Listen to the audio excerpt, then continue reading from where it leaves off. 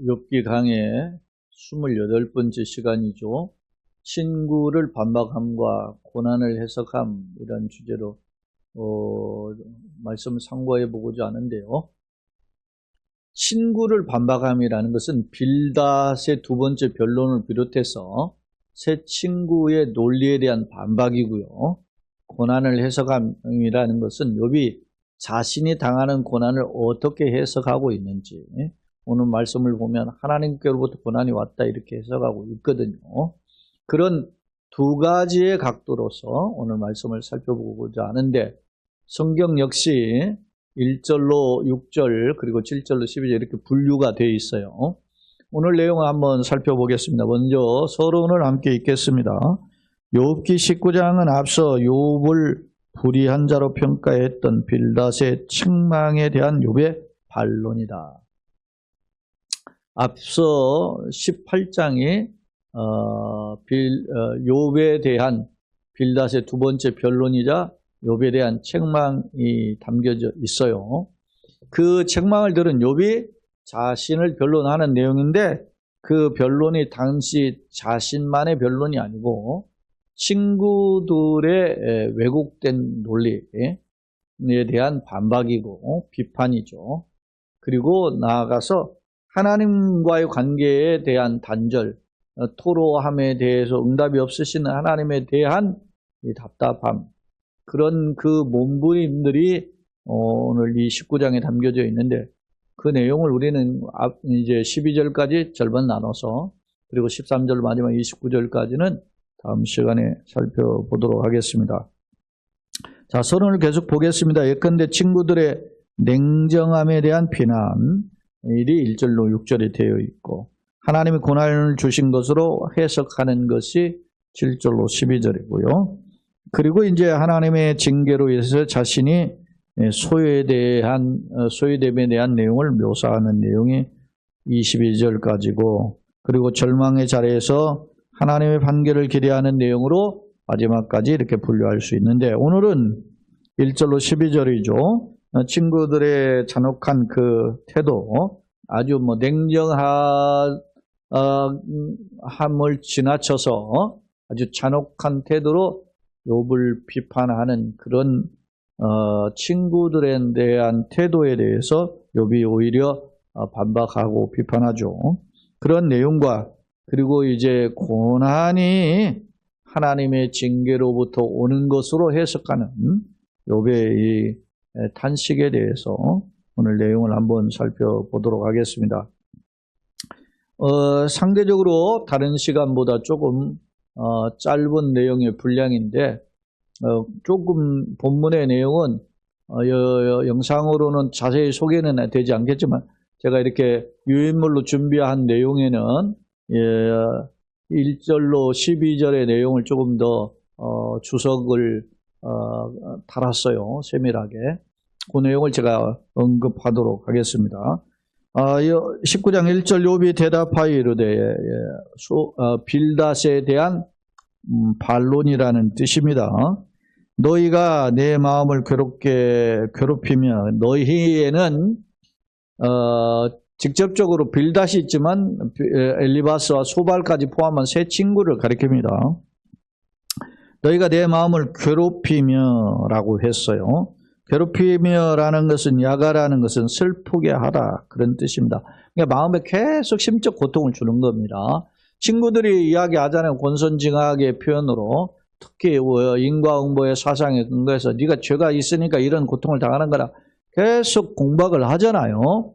그런 그 친구들의 말이 자기를 괴롭힌다라는, 마음에 고통을 준다, 그런 뜻입니다. 괴롭히면 말로 나를 짓부수기를 어느 때까지 하겠냐. 짓부순다라고 하는 그런 표현의 다카라고 하는 헬라어는 강자가 약자나 가난한 자를 막 빼앗기 위해서 막 억누르는 그런 힘을 남용하는 그런 것입니다. 자기는, 욥은 저항할 수 없잖아요. 지금 막 가족 다 죽었고, 자녀들 다 죽었잖아요. 재산 다 날라갔고, 요즘 욥이 악창이 나가지고 지금 사경을 헤매는 피골이 상접한 상황인데, 뭐 그렇지 않아도 그냥 이렇게 그냥 콕 불면 날아갈 수 있는 그런 지경인데, 친구들까지 자기의 마음을 소위 말하면 염장을 지르는 그런 표현들을 계속하니까 욥은 나를 짓부수기를 어느 때까지 하겠느냐. 좀 지금 한 번도 아니고 두 번째 지금 계속 하고 있잖아요.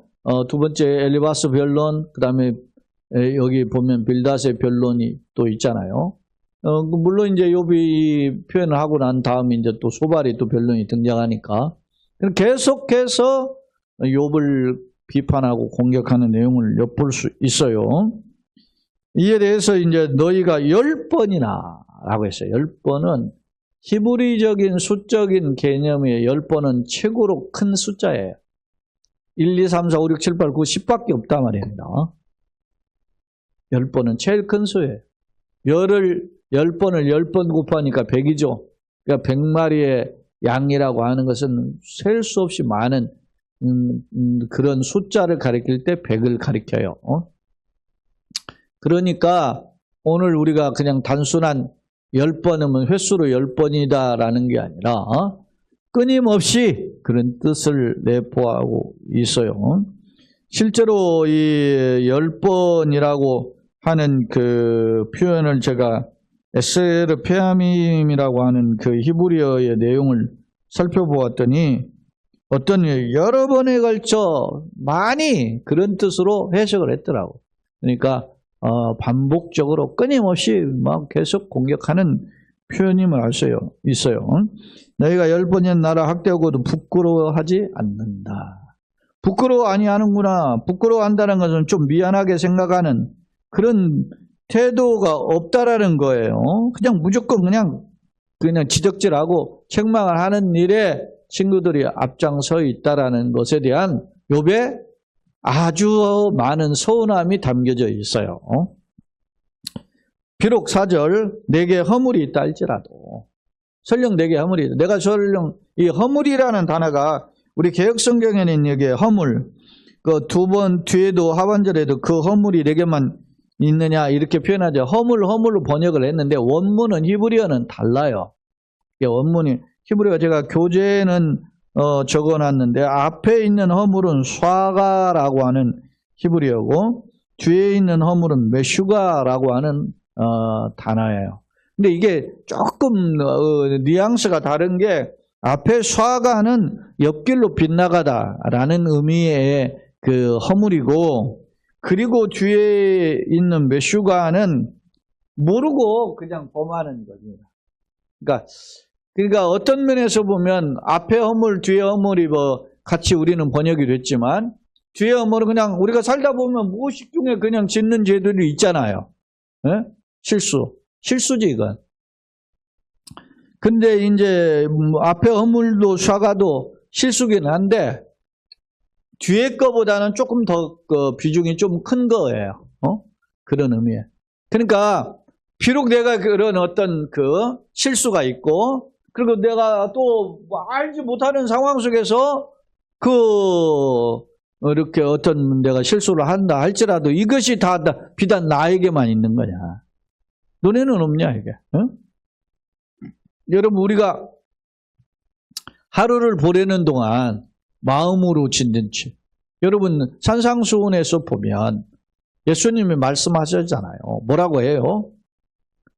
살인하지 말라 했지만 율법에서는 살인하지 말 그걸 누군가를 죽이는 행위만 가지고 살인하지 말라고 율법학자는 가르쳐요.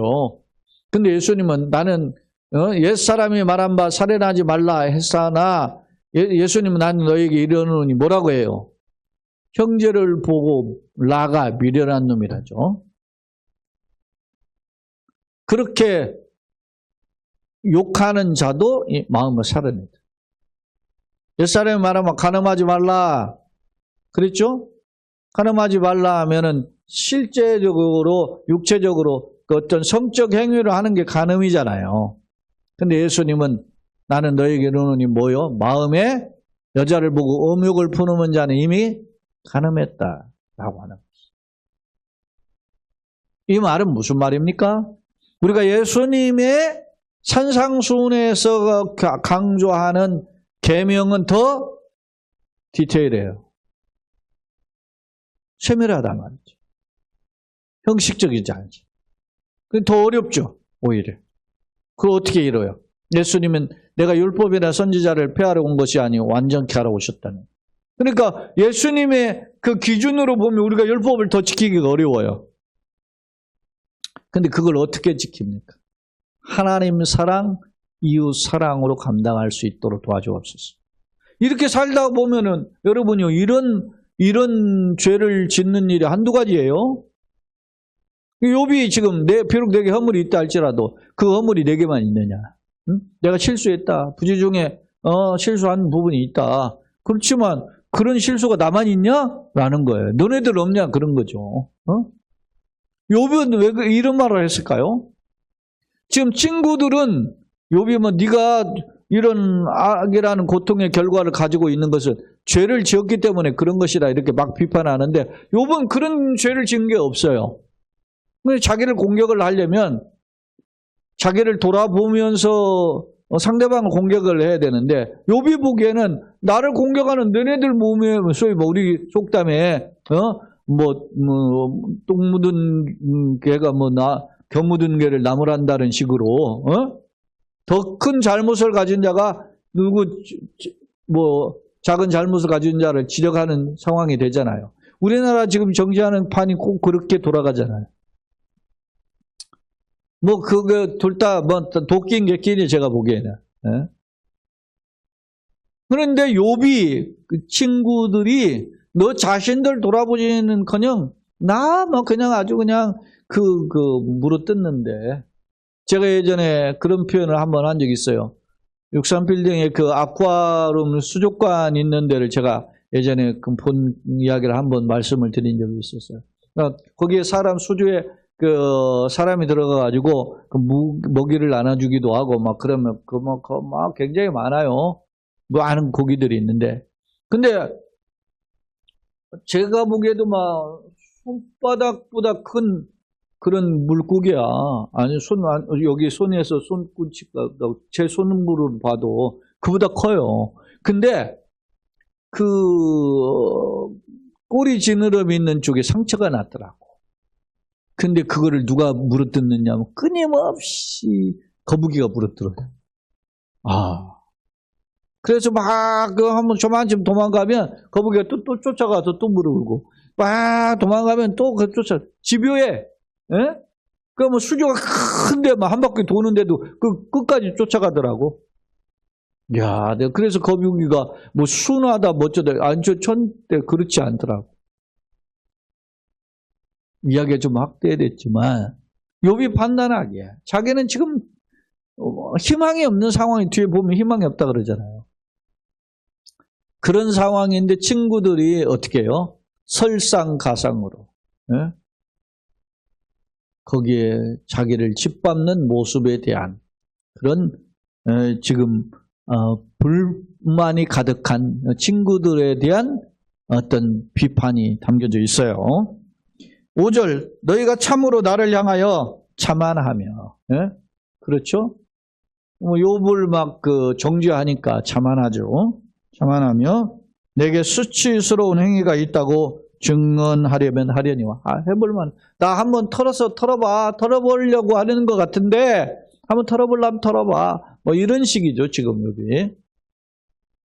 너희가 나에게 그냥 정말로 내가 보기에는 너희가 거만하잖아요. 교만이 가득해. 그래서 욥을 공격해서 넘어뜨리려고 하는데 한번 해보려면 해봐라. 그런 식으로 지금 욥을 이야기해요.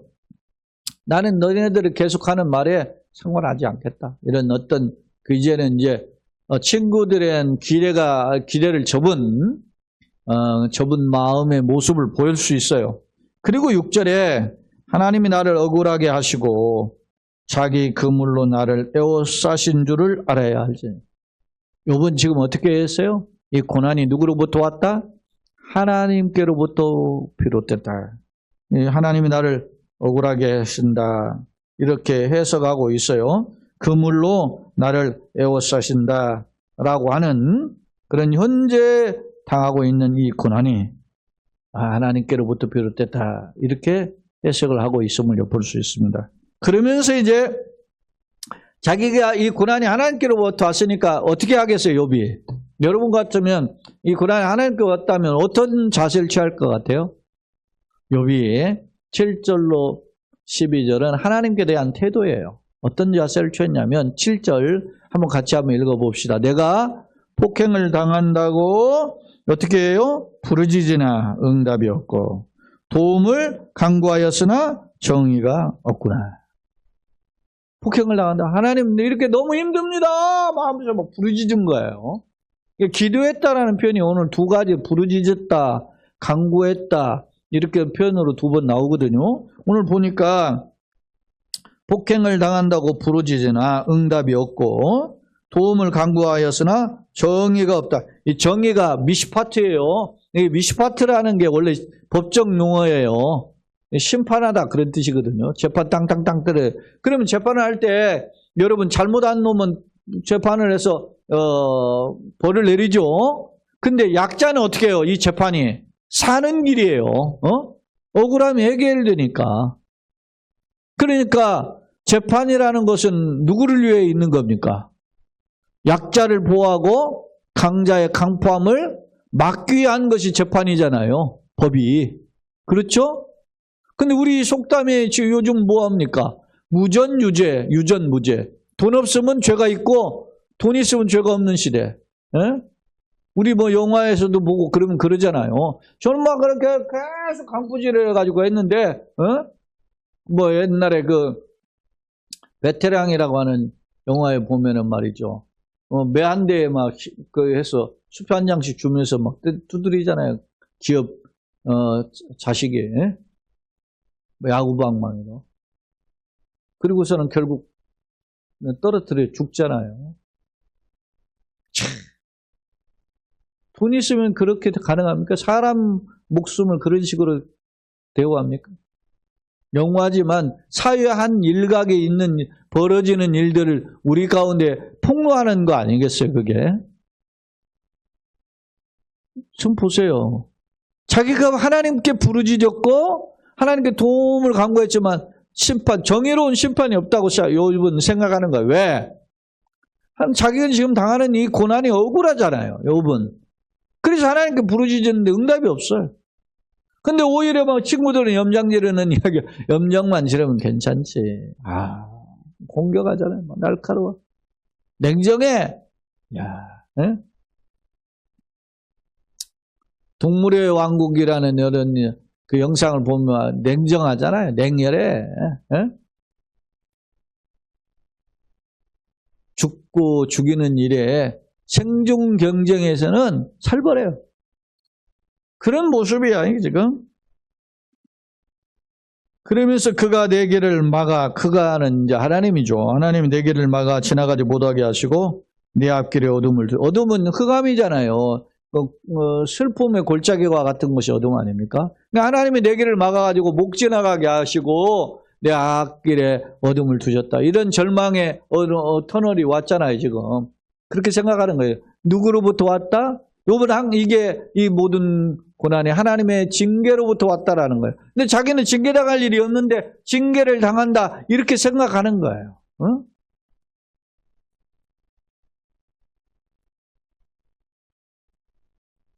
여러분 이럴 때 어떻습니까? 우리가 신앙생활 할 때 지치고 힘들 때가 있죠. 난 참 최선을 다했는데 사람들이 안 알아줄 때 얼마나 속상합니까? 그때 우리에게 하나님이 없으면 어떻게 버티겠어요? 그죠? 여러분 가까운 친구나 어떤 뭐 동역자는 누구에게도 위로를 못 받아요. 말 한마디가 슬쩍 지나가는데 그냥 내게 상처가 돼요. 저를 위한답시고 하는 말인데 그게 상처가 된다니까. 뭐 예를 들면 이런 거죠. 우리 교회가 근무하자 너 고생하지 말고 어디 저기 교회 내가 소개할 때는 그리 가. 여기 빨리 여기 교회 정리하고 뭐 이런 표현을 해요. 진짜로. 그럼 내가 이렇게 몇십 년 여기서 참 눈물에 통해서 복음을 전하는데 저 사람들은 막 그런 거 신경 안 써. 뭐 저를 위하는 거지, 그게. 그 사람은 왜? 고생 그만하고, 저 좀 편한 데 가서, 내가 사역할 수 있도록 길을 안내할 테니까 해보라는 말 아니겠어요? 저를 위한다고 하는 생각이야, 그 사람들 말은. 그렇잖아요. 그러나, 나는 여기에 정말로 내가 심혈을 기울여서 했었는데, 어떻게 이걸 내 사역을 그냥 어떻게, 그냥 어떻게 싹둑 잘라가지고서 무슨 뭐 단무지 잘라내는 것처럼, 잘라내나. 그런 것들이 서운할 때가 있어요. 안 그러나요? 그게 합리적일 수 있어요. 그게 어떻게 보면 나의 미래에 조금 더 나을 수도 있어. 그러나 그게 결코 저에게 위로가 안 되더라고. 얼마나 힘들어. 제가 우리 교회에서 예전에도 협력하고 했던 그 목사님 있어요. 근데 교인이 없어요. 교회는 이제 어느 시골 교회에서 잘 전화왔는데 없어. 그래가지고 교인 이제 폐쇄해야 되겠다. 교인 2명인가 남았는데. 그랬더니 목사님 2명 남은 사람 중에서 자기는 그래도 교회 나오겠다 그래서 교회를 폐쇄 안 했다 하잖아요. 우리 법적으로 15명 있어야 교회를 세우게 돼 있어요. 그 참 얼마나 중요한 말인지 생각해 보세요. 그러니까 갈등하게 됐지. 이야기가 다른 것 똑같죠. 욥이 하나님을 찾았는데 응답이 없고 정의로움이 보이지 않고 오히려 내가 가는 길을 막고 어둠을 깔아놓으니까 얼마나 답답하겠어요.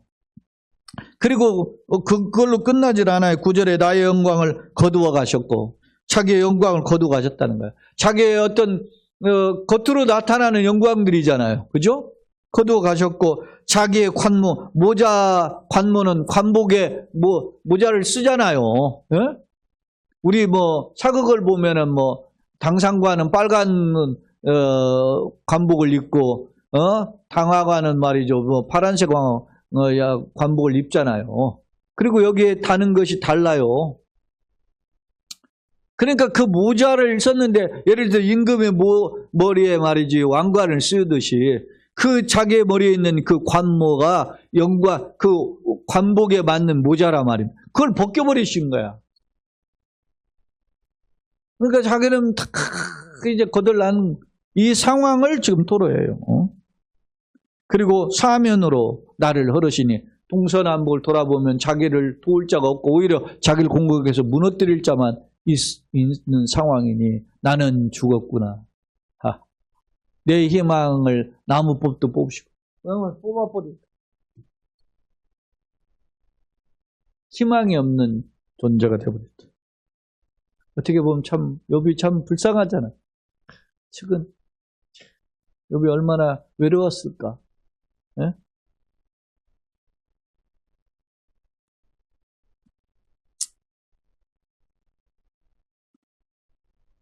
나를 향하여 진노하시고 원수같이 보시는구나. 하나님 그렇게 본다고 생각해요. 여러분 세상에 그렇게 자기를 봐도 하나님 옆에 계시면 위로가 되는데 세상도 다 떠났고 친구들도 떠났고 가족도 다 떠났고 친구들이 지금 살아있는 자기 옆에서 공격하고 그런데 하나님의 위로를 받아야 되는데 욥이 위로를 받기는커녕 나를 향하여 진노하시고 원수같이 자기를 본다고 생각하니 욥이 오직 하겠습니다.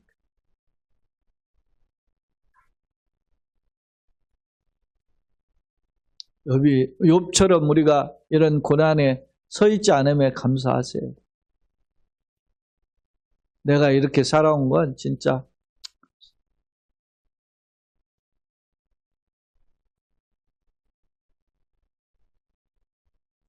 제가 아침에도 이렇게 동네 한복에 두는데 지팡이 짚고 할아버지가 산에 올라오시 연설을 그래서 제가 아유 안녕하세요 그랬더니 어제는 배웠죠. 그저께 했는데 어디 벤치에 어느 어르신이 앉아 계시더라고요. 제가 이제 안녕하세요 그랬어요. 건강하세요 그랬더니 행복한 삶 사세요. 그분이 덕담을 하시더라고요, 저한테.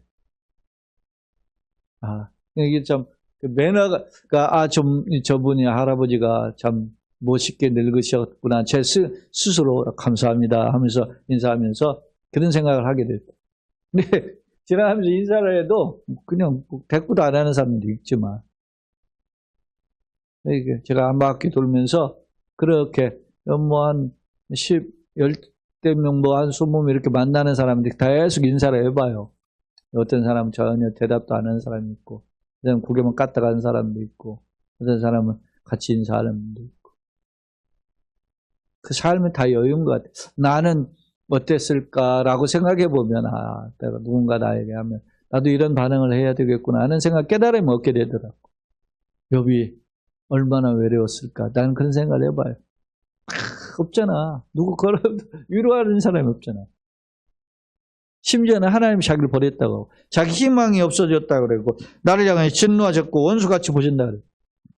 심지어 그 군대가 일제히 나와서, 하나님이 지금 심판의 군대가 쳐들어와가지고, 길을 도두고, 나를 치면, 이게 성벽으로 올라가기 위해서 길을 도는 거예요. 뭐냐면, 성벽에 올라가려면 사다리 놓고 올라가야 되는데, 그렇게 안 하니까, 어떻게 해요? 거기다 흙을 메우고, 성벽에 비스듬한 언덕까지 해서 올라오는 거예요. 옛날에 마사다 전투가 그렇게 일어났거든요. 로마가 마사다를 함락시킬 때 2년 동안 그 계곡에 흙을 메꿔가지고 올렸다잖아요. 마사다 전투. 그렇게 자기를 넘어뜨리려고 일제히 공격하고 내 장막을 둘러치는 척. 욥이 얼마나 절망되겠을까. 사랑해요, 여러분. 엎드릴 수 있는 거 은혜입니다. 주님 생각할 수 있는 거 은혜입니다. 하나님 생각하고 잠자리에 누울 수 있고 아침에 일어서 하나님 주여 감사합니다. 그럴 수 있는 거 은혜입니다. 주님 피곤치 않고 걸어가게 하여 주옵소서.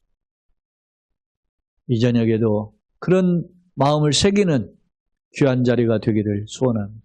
특히 육신적으로 연약한 또 노년에 계시는 우리 환우들이나 성도들, 주님께서 그 마음을 위로하시고 가정을 위로하시고 영역의 강건과 평강으로 이끄시기를 예수님의 이름으로 거듭 축원합니다.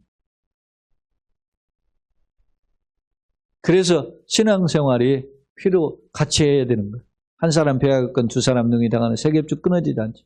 그래서 부부가 같이 하면 좋고, 그리고 나아가서 교회에 와서 같이 기도 제목을 나눌 수 있는 사람이 있으면 좋고, 예?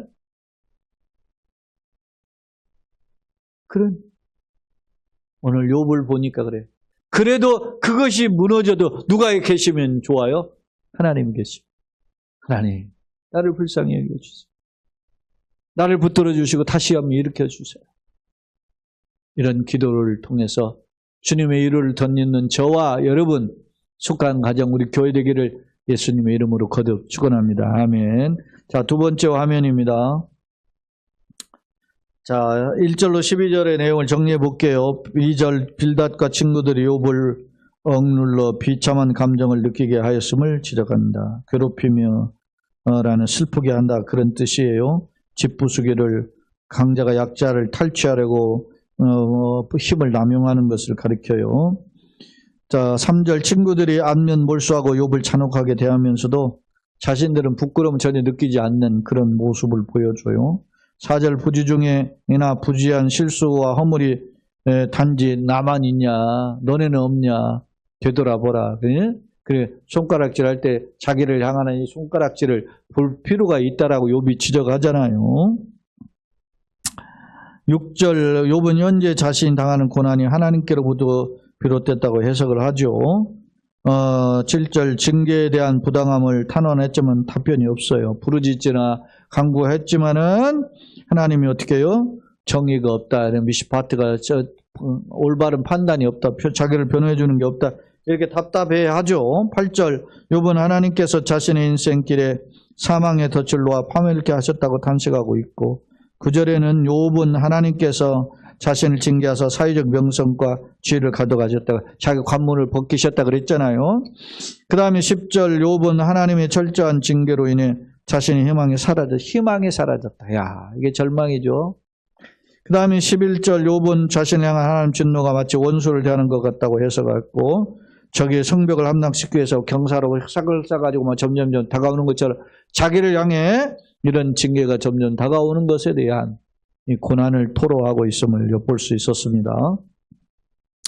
자, 오늘 욥의 두 가지 1절로 5절에 6절까지의 친구들에 대한 태도, 그리고 6절로 사실은 정확히 표현하면 6절로 12절까지는 하나님께 대한 태도인데 어떤 태도를 가지고 있는지 한번 볼게요. 자, 현실의 역경을 겨우 버티고 있죠. 지금 욥이 버티고 있는데 친구들이 도움을 주기는커녕 어떻게 해요? 오히려 자기를 막 콕 집어가지고 무너뜨리는 그러한 친구들의 모습을 지금 비판하고 있죠. 나는 부주의한 실수가 없는지 되돌아보라. 너희도 그렇게 자성을 촉구하고 있어요. 친구들이 안면 몰수하고 욥을 잔혹하게 대하는 그 매정함, 그 냉정하고 거만한 태도를 지적하고 있습니다. 친구들을 해서는 이런 태도가 있었고, 하나님께는 어떤 태도죠? 자신의 고난이 하나님께로부터 비롯됐다고 해석하고, 하나님께 부르짖었지만 응답이 없어요. 기도했지만 정의가 없잖아요. 그리고 하나님이 자신의 길에 사망의 덫을 놓았다 했고, 또 명성을 거둬가셨다, 관물을 거둬가셨다 그렇게 탄식하고 있고, 하나님의 징계로 자신의 희망이 사라지고 점점 그냥 성벽을 흙을 쌓아가지고서는 말이죠, 자기를 공격하는 그런 모습이 보인다. 이런 그 욥의 절망적 탄식이 엿보이죠. 우리는 이걸 통해서 하나 깨닫는 게 뭡니까?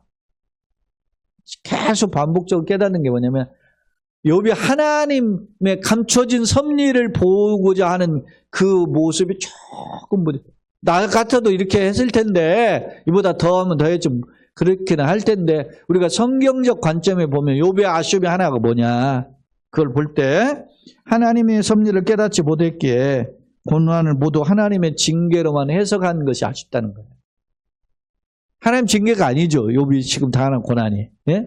그냥 하나님의 그 감춰진 이면에 그 욥을 향한 하나님의 기대하심이 있다는 거예요. 지금 하나님은 지금 어떤 분이에요? 지금 사탄 앞에서 욥을 자랑하고 계시잖아요.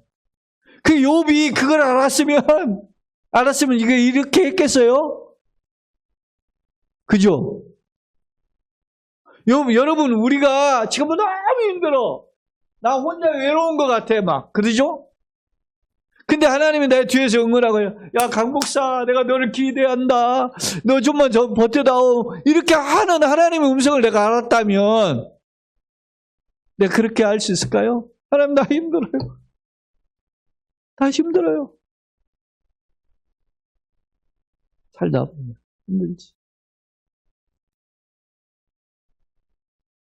제가 우리 연세 드시고 권사님들이나 이런 분들한테 죄송한 표현인데, 제가 이렇게 나이 좀 60 넘어가 보니까 어떤 게 걱정을 하게 되더라고요. 내 자녀의 걱정, 내 노후에 대한 걱정이, 나는 아무런 대비가 없었네. 어떻게 하지? 이런 게 생각이 들어요. 아무 대책이 없잖아, 지금. 그렇다고 어느 큰 교회가 해가지고, 목사님, 우리 친구 목사 중에 제가 보니까 어디 세미나하고 돌아다니는데, 자기한테 집 사준다는 사람들이 몇 있대. 나는 그렇게 돌아다니는 사람도 아니고. 나는 어떻게 하지? 지금이니까 움직이고 활동하니까 그렇지만, 내가 좀 지치고 힘들고 하면 어떻게 하나? 이런 생각 왜 안 들어요? 왜 그래요? 뭘 보기 때문에. 하나님보다 뭘 봐요? 현실을 보기 때문에.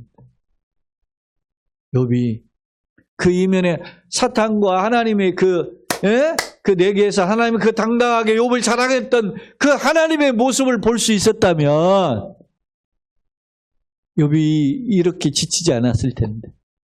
그게 아주, 하나님, 나의 영안을 열어 주의 기이한 법을 보게 하소서. 다윗이 기도한 것처럼 주님 그 세밀한 섭리, 비상한 간섭하심 내가 바라보고 힘을 얻고 다시 일어서게 하여 주옵소서.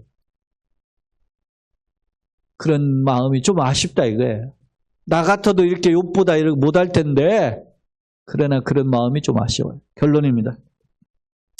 자, 본문에서 욥은 세 친구들의 무자비하고 매정한 이 변론을 강하게 비판하고 있다. 사실 욥의 상황은 절망 그 자체였죠. 그럼에도 그를 위로하기보다 죄인으로 단정하고 정죄함은 욥에게 너무 힘든 고통이었어요. 누군가, 우리 친구들이 누군가에 그렇게 위로해주면 저도 힘이 나죠. 고마워. 근데 너 그따위로 그거 목회라고 했어? 뭐 이런 식으로 저한테 해봐요. 속상. 이는 상담자의 자세가 어떠해야 하는지 다시금 되새기게 한다. 한편 욥은 현재의 역경이, 그렇죠? 상담자의 자세로서 친구들은 정말 빵점이에요. 무언가 비판을 하더라도 그를 한번 이해하고 그렇게 상담을 해줬어야 되거든. 욥을 친구들이 찾아왔다면 셋 전부 다. 그런 부분이 아쉬워요. 자, 한편 욥은 현재의 역경이 하나님께로부터 비롯됐다고 판단하고 하나님께 부르짖어서는 응답이 없자 하나님이 자신의 길에 사망의 덫을 놓았다. 그렇게 탄식했죠. 이 역시 당면한 문제에 대한 건강한 해석이 아니죠. 그죠? 하나님이 그런 덫을 놓은 적이 없죠. 그런데 욥은 그렇게 볼 수밖에 없었던 그런 영적 안목이 짧은 거죠. 나도 그럴 수 있다. 아이든 아이 수준으로만 엄마를 보잖아요. 에? 그렇잖아요. 왜 엄마가 나에게 이게 칼을 뺏어갈까? 다치니까. 아직 그걸 사용할 만한 그릇이 안 되니까. 에? 근데 그 아이는 자기 걸 뺏어갔다는 그런 그 허탈함에 울잖아요. 오늘 나도 그럴 수 있다. 그런 것입니다. 현실에 대한 절망보다 감추어진 하나님의 섭리를 구하는 접근이 아쉽다. 그죠? 좀 아쉬워요. 현실을 뛰어넘어 주님의 계획을 바라보고 신실한 손길에 붙들리는 삶을 살 수 있도록 하나님, 내가 그런 삶을 살기를 원합니다. 그런 지혜와 능력을 주세요. 기도하심으로 주님의 위로와 능력을 덧입는 우리 모두가 되시고 속한 가정과 우리 교우들과 우리 교회 되기를 예수님의 이름으로 거듭 축원합니다. 아멘.